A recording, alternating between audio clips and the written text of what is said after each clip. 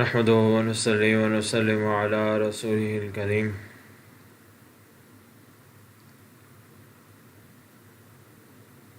أما بعد. We were covering Surah Kahf and the fitna of Dajjal, the great trial and tribulation of Dajjal which is going to occur, which is going to come. So this is a continued series, inshallah. What I want to mention, what I want to share with everyone today is that we need to realize this, that Quran and Hadith and our religion, it gives us ideologies. It makes a mindset of a believer. Allah wants us to have a mindset. And that mindset has to be that strong, that ideology has to be that strong that it takes the place of belief in heart. That's why in the very beginning of the Quran, Allah said, ذَلِكَ الْكِتَابُ لَا رَيْبَ فِيهِ. This thought process, this ideologies I'm about to give you, there is no doubt in them. You should not have any doubt in them. So, this continued relationship with Quran is needed. This continued relationship with Hadith is needed. This continued relationship with ulama is needed. This continuous reminders are needed. So we can develop the ideology and the mindset Allah wants us to have, and we are able to protect it at the same time. Because we are listening to the wrong ideologies and wrong information constantly, we are pouring it in our minds through this media and through these news and through this bad environment that we live in. That's why these reminders are needed. That's why these majalis and these gatherings are needed, in which we can renew our ideology. We can develop this ideology. That is what it means by Rasul, what it means in the hadith, that Rasulullah sallallahu alaihi wasallam he said, the most basic ideology of our deen is the oneness of Allah. The greatest idea in our deen is believing in the supreme power of Allah, in the oneness of Allah, in the complete and most powerful control of Allah. This idea is the greatest idea in our deen. We need to adopt this, develop this, protect this, and keep on renewing this. The problem with us is that we have taken certain deeds and certain rituals in our deen, and we have taken them as complete deen, and we have become content on them, that 5-time daily prayers is what deen is, or giving a speech about deen, that's what it's enough, or reciting some Quran, or giving some charity, and wearing certain kind of clothes. We just, these certain rituals that we have seen others doing, our family members doing, we have accepted them, and we have thought that this is it, this is what Islam is all about. No. Islam, our deen, begins with ideologies, begins with beliefs. First you need to believe, first you need to develop these ideologies, which Allah and His Rasul wants you to develop. I'll just give you an example. What I was thinking about today, that look, the way Rasulullah, what kind of mindset Rasulullah sallallahu alaihi wasallam and this deen is giving us. So what kind of beautiful mindset, what kind of beautiful answer to the daily problems of one's life Rasulullah sallallahu alaihi wasallam has given us. That he said that if a person has three things, the meaning of the hadith is that if a person has three things, if a person has a roof beneath it, he can live, and he has safety, he is safe, there is no war, there is no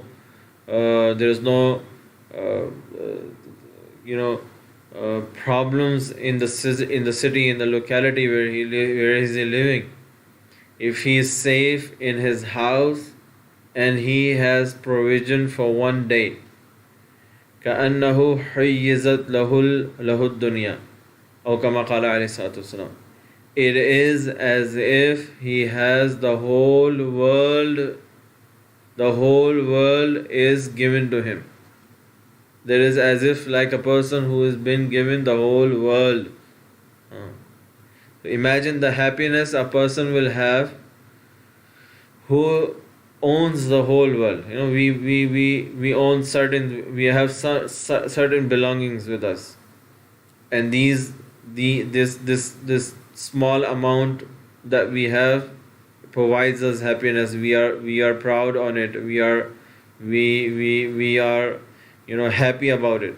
Imagine the happiness of that person who's not just a millionaire, who's not just a billionaire, but he has the whole world with him in his ownership.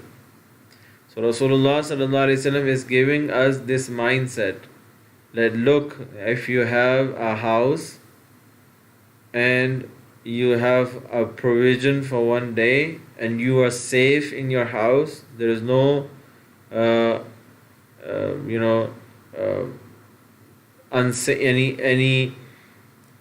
unsafety outside. This is as if you have everything. Now if we have other problems other than these three things, then we are the ones who are causing harm to us. No one else is harming us. No one else is hurting us. We are the ones who are harming ourselves, right? By developing so many useless desires, so many useless needs, that we don't need them, and then we have made ourselves believe that we really need them.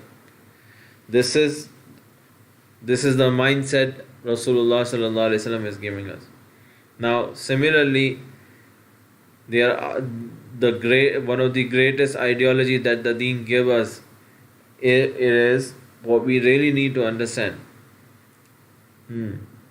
Because Allah is the one who has created us, and Allah who has plotted all of this entire universe. Allah is the one who has plotted this plot of life, that we are born, we are going to live through this life, and we are going to die. So this journey of life Allah has created. So what is the idea behind it, and who we are really, from where we have started, where we are going to end, and why are we are here? This idea is given to us in Deen. If we adopt this idea, if we actually develop this idea and we protect strongly this idea, then we get to enjoy this life. When we really get to fulfill our own selves. Please understand what I'm trying to say. So there is a war in this life. There is a fight in this life. We have an enemy. We have an enemy that is shaitan. We have an enemy that is devil. And there is his evil army with him.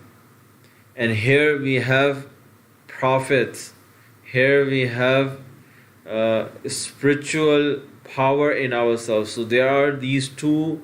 This idea is given to us in Deen, that there are these two powers which exist in this universe: the power of the spiritual power and the evil power.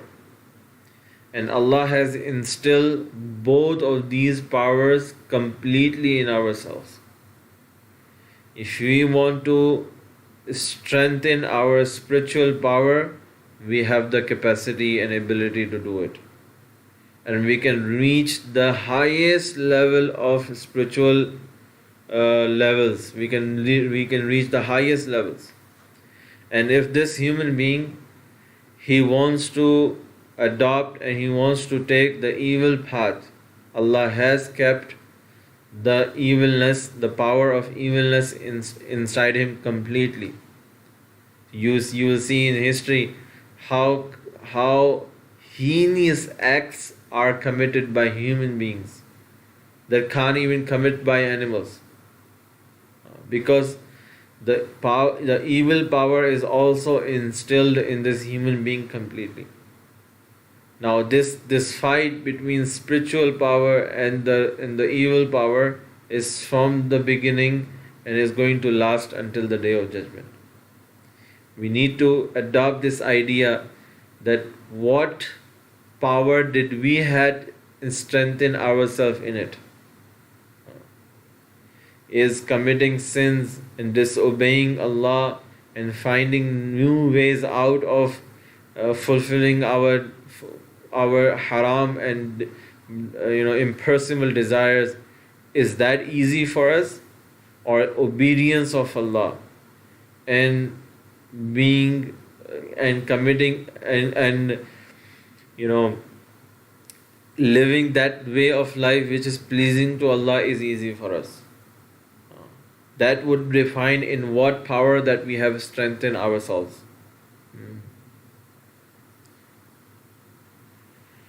Allah. So from the day one, this fight is on. And Allah subhanahu wa ta'ala, He Himself has stated in Quran that وَكَذَلِكَ جَعَلْنَا لِكُلِّ نَبِيٍّ عَدُوًّا, that for every prophet there were enemies. عَدُوًّا مِنَ الْجِنِّ وَالْإِنسِ, from shaitan and from human beings. There were enemies. So this fight was on since the beginning, and we all are also in this fight. So Allahu Akbar, the greatest and the final fight is going to be the fight between Isa alayhi salam and Dajjal. This is going to be the greatest demonstration of these two powers. On one hand, we have the height of spiritual power, which is Isa alayhi salam. Even his title is Ruhullah, the Spirit of Allah. That how spiritual power he will have. It comes in the narration that he will not take his sword, or he will not use any weapon or any mean to destroy Dajjal. Allahu Akbar. Can you imagine the spiritual strength he will have? That the hadith, the understanding of the hadith, what it says, that by just his sight, or by his breath, Dajjal will start melting. Dajjal will melt by just his sight. Allahu Akbar. That's how spiritually powerful he is going to be. On the other hand, we have the greatest power of Dajjal, that is Dajjal. The greatest evil power. He is going to show what is not true. He is going to show what is not real. And what I really want to share today, the key point for today, One is this, that what I just mentioned, that we need to adopt this ideology. We need to renew this. We need to teach this to our family members, and we need to become strengthened in this. But at the same time, we need to understand, Allahu Akbar. The key point for today is that the preparation of his coming has already begun, and the signs that Dajjal is going to come or have already been around the world. Has already been, we can see it around the world. This alim whom I was listening, he mentioned it in a strange manner, and it's really eye-opening. That he said, look, we are so indulged in evilness that our eyes are shut. So we are not able to see the deception. Although there is deception in every single thing already. In the time and age we live in is full of deception. Allahu Akbar. He said, and then he mentioned one after the other things. And if you open your heart, and if you really open your eyes, you can see it, that is totally true, completely true.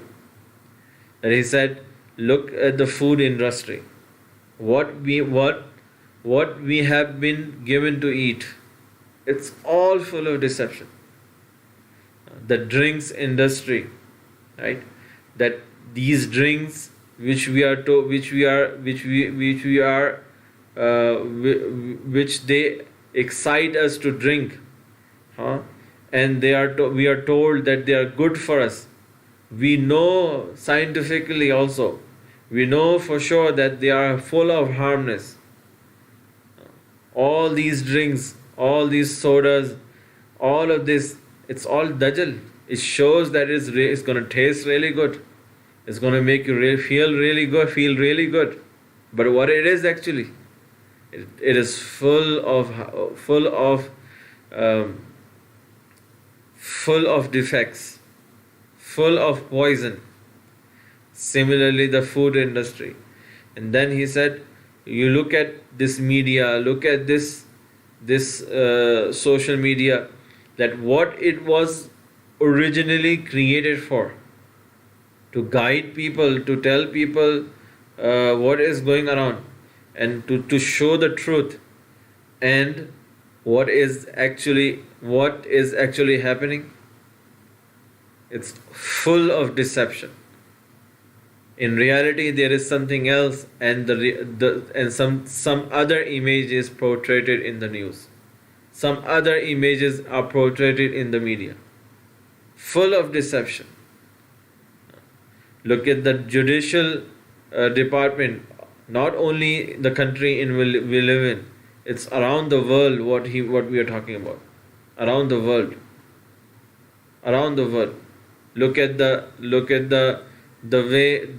way our departments are working. So the main idea is that what Dajjal is going to do is going to show Dajjal. Is going to show what is not true, what is not real. Even to this extent that it comes in a hadith, Allahu Akbar Kabira. Allahu Akbar Kabira. That it says that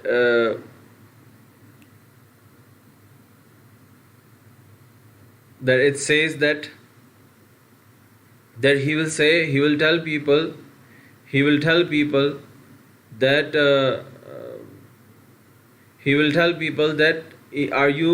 do you want to meet your grandparents?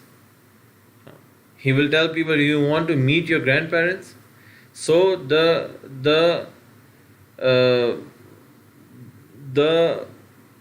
he will show them their grandparents. He will show them as if they are there. So he's going to show the things around and which are not going to be real. So those people who have not adopted and who have not developed the right ideology will fall into his trap. And one thing really amazing, he said that what we hear in the hadith, that he will ask the sky to rain, and the skies will start raining. And he will ask the earth to grow the crops, and the earth will start growing the crops. Uh, and he will ask the earth to to to uh, to take out, to bring out its treasures, and it will start bringing. So he will have hold over these things. And now we know already that we have the people, they have these kind of technologies which can control the climate. They are powers, they are people who are controlling the treasures of the land. All of this is happening. So my dear brothers and sisters, what I'm trying to say, that there is Dajjal everywhere. The things which are made to benefit us are harming us. These phones, this technology. Now, one last thing I want to mention, which is really interesting, and which is really needs to be understood, that these materialistic things, this technology itself, it's not destructive. Itself, it's not bad. Itself is not evil. These technologies and these materialistic things are also given to prophets. Sulaiman alayhi salatu wasalam, he also had this kind of exceptional power, miraculous power. And the way Dajjal is going to be given all of these powers by Allah, similarly all of this were given to Sulaiman alayhi salatu wasalam. He was controlling the air, he was controlling the jinn, he was controlling all of these things. He was controlling all of these things. But he used all of that not to cause harm to people, not to fill the world with the injustice, not to earn worldly gains from these things, not to fulfill his desires, not to oppress people. He did not use all of this for that. Dajjal is going to use everything for that. He is going to use all of this technology and all of this materialistic things to fill the world with injustice, to fill the world with deception, to oppress people, to rule over people, and to take their iman and amal away from them. But so itself, these things are not wrong. And this is exactly what we have been doing. So this technology, this phone, this computers, this internet, all of these things that we are surrounded with can be used correctly, can be used in a beneficial manner. But are we using it? No, we are using it to harm ourselves. We are using it daily, and we are harming our own selves. So this is the idea. So Surah Kahf, it begins with Alhamdulillah. Just one thing I want to mention today about Surah Kahf. Inshallah, from next Friday, we are going to translate and do the tafsir of Surah Kahf. But the main thing is that we need to develop the idea. When we need to maintain this idea, we need to strengthen ourselves in this idea. And we need to strengthen ourselves in this idea. So Surah Kahf begins with Alhamdulillah. All the praises are due to Allah. This is the first idea of the Quran. Like I said in the beginning, oneness of Allah, the complete power of Allah. The great problem of ours is that we have never recognized Allah yet. And even bigger than that, we do not even feel like recognizing Allah. We do not even feel the need of recognizing Allah. What ulama has written, that the one who recognizes Allah completely, the one who recognizes Allah completely, he becomes content like the child, like that infant who is content in the cradle of his mother. When the mother holds her infant, when the mother holds her small baby, how content that baby is that I'm in safe hands, I'm protected. How comfort he feels. Similarly, my dear brothers and sisters, the one who recognizes Allah, the one who connects himself to Allah, the one who purifies his heart from everything other than Allah, he feels that sort of contentment in any circumstance he is in. That's why all praises are due to Allah. Because when you truly recognize Allah, imagine the power of Allah, imagine the control of Allah, imagine the qudrat of Allah. The greatest demonstration. The entire universe is demonstrating the control and the power of Allah. The way sun rises, the way sun sets every day, the way moon rises, the way moon sets every day, and the way day and night the way day and night system is going on, the way stars are the way the galaxy is, the way the way the sky is. Again and again, Allah in Quran introducing himself to us by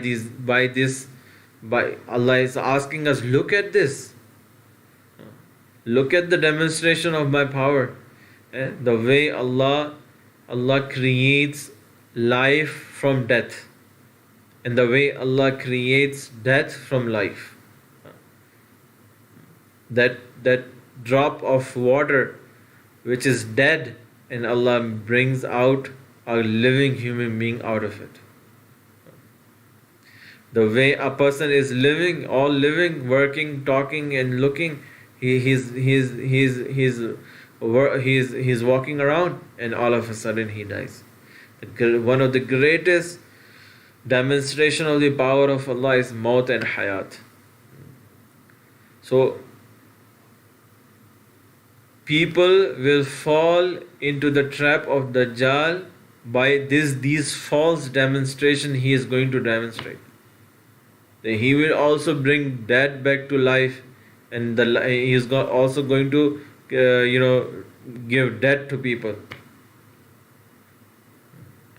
So that's people, when people will see him doing all of this, that's when they will consider him God.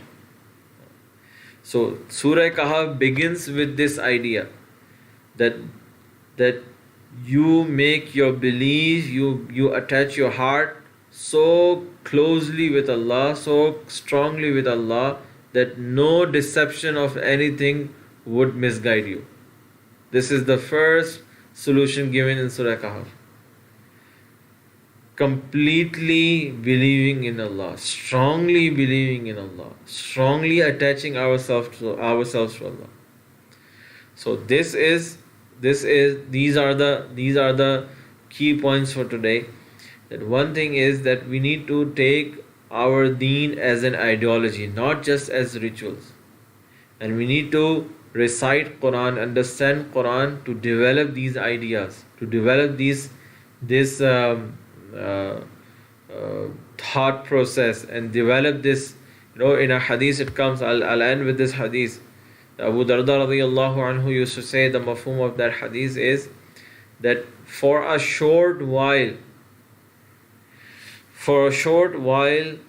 pondering in the qudrat of Allah, for a short while, a person sits down and he gets into this thought process, and he uses his thought process to understand the haqq, the reality. This act is more virtues than 60 years of worshipping Allah. A person, the deeds a person will get, the virtue a person will get by worshipping Allah for 60 years. The same, more virtues and more deeds a person will get when he sits for a short while to ponder and to think about understanding the reality, to develop these ideas Allah want him to develop. Our deen is filled with ideas. So may Allah subhanahu wa ta'ala grant us tawfiq and grant us the right understanding. Subhana rabbika rabbil izzati amma yasifun wa salamun